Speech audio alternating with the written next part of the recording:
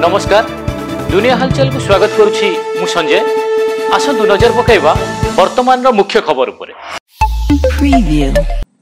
राजस्व अमला संघर 10 दफा दाबी पूरण नहीं राज्यर समस्त अमला आज कला ब्याज परिधान करछिंती।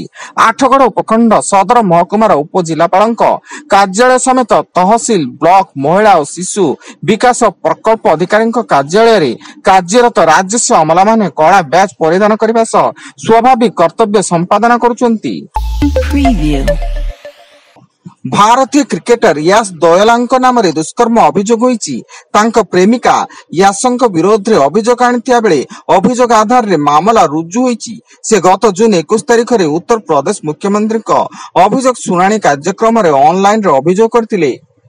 Preview.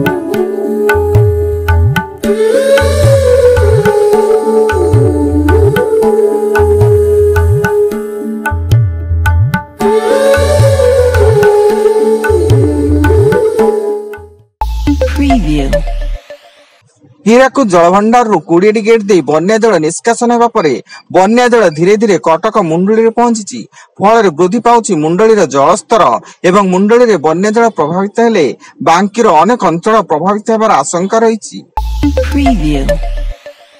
आज पश्चिम ओडिशार बरगढ़ बलांगीर एवं नुआपड़ा जिले में प्रबल वर्षा होबार संभावना रही। फल यह सब जिला को पाणीपाग विभाग पक्षर ऑरेंज वार्निंग जारी होईची। झारसुगुड़ा सुंदरगढ़ संबलपुर देवगढ़ सुवर्णपुर बौद्ध कलाहांडी एवं नवरंगपुर जिले में बिजुली घड़घड़ी सह प्रबल वर्षा होबार आशंका रही। Preview.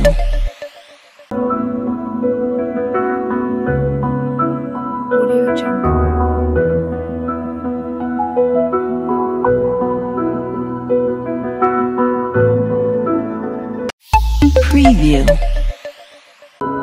Audio Jungle.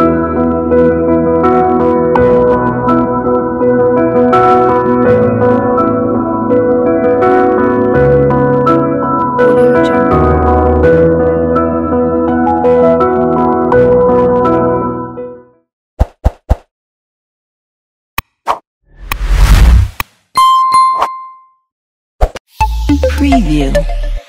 पुणी मनमोहन सामने बीजेपी राज्य सभापति निर्वाचन पर्यवेक्षक संजय जयसवाल विधिवत भाव मनमोहन नाम घोषणा करछंती। तेबे लगातार द्वितीय एवं मोट चतुर्थ थर पर राज्य सभापति भाव निर्वाचित होइछंती मनमोहन। गतकाली एकमात्र प्रार्थी भाव से नामांकन भरिथिले। आज राज्यव्यापी ड्राइवर महासंघर स्टीयरिंग छाड़ आंदोलन महासंघ 6 दफा दाबी नहीं आंदोलन करुथिबारु राज्य साधारण जनता यार बेस प्रभाव पड़ी। जरूरी कालीन सेवा को छाड़देले अन्य गाड़ी चालू नथिबारु लोकमाने यातायात असुविधा भोगुचंती। नवदिनात्मक यात्रा रे समस्त लीला खेल सारी आज प्रभु श्री बलभद्र प्रभु जगन्नाथ मां सुभद्रा एवं श्री सुदर्शन नीलकंदर को बाहुड़े।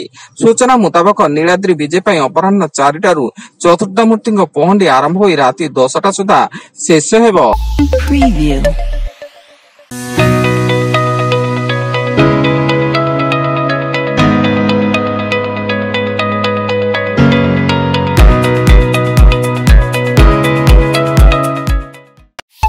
Preview.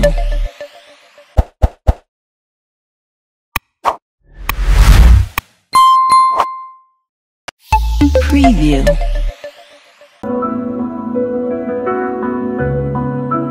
Audio Jungle.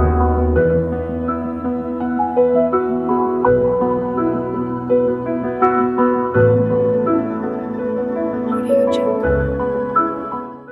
Preview. Ganjam ଜିଲ୍ଲା ଦିଗପହଣ୍ଡିରେ ବ୍ୟାପିବାରେ ଲାଗିଛି ଝାଡାବାନ୍ତି ଏବଂ ପାତ୍ରପୁରରେ 8 ଜଣ ଝାଡାବାନ୍ତିରେ ଆକ୍ରାନ୍ତ ହୋଇ ପାତ୍ରପୁର ଗୋଷ୍ଠୀ ସ୍ୱାସ୍ଥ୍ୟ କେନ୍ଦ୍ରରେ ଭର୍ତ୍ତି। ସେହିପରି ବାଦପୁର ପଞ୍ଚାୟତର ବିଭିନ୍ନ ଗାଁରେ ଝାଡାବାନ୍ତି ବ୍ୟାପୁଥିବା ବେଳେ ପରିମଳ ବ୍ୟବସ୍ଥା ଓ ଉତ୍ତମ ଚିକିତ୍ସା ଯୋଗାଇ ଦେବାକୁ ଅଞ୍ଚଳବାସୀ ଦାବି କରିଛନ୍ତି। Preview.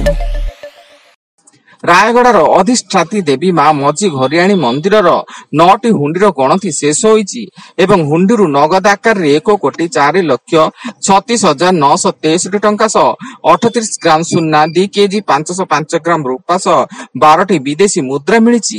ଦୀର୍ଘ 8 ଘଣ୍ଟା ଧରି 200ରୁ ଉର୍ଦ୍ଧ୍ୱ ସ୍ୱେଚ୍ଛାସେବୀ ଏହି ଗଣତିରେ ସାମିଲ ହୋଇଥିଲେ Preview.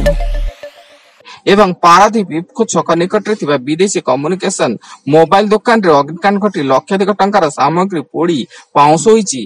ନିଆଁକୁ ଆୟତ୍ତ କରିବା ପାଇଁ ଇଫ୍କୋ, ଆର୍ସେଲର ମିତ୍ତଲର ଅଗ୍ନିଶମ ବିଭାଗ କର୍ମଚାରୀମାନେ ଲାଗିପଡ଼ି ନିଆଁକୁ ଆୟତ୍ତ କରିଥିଲେ ମଧ୍ୟ ଲକ୍ଷାଧିକ ଟଙ୍କାର ମୋବାଇଲ ଓ ବିଭିନ୍ନ ସାମଗ୍ରୀ ଜଳିପୋଡ଼ି ପାଉଁଶ ହୋଇଛି।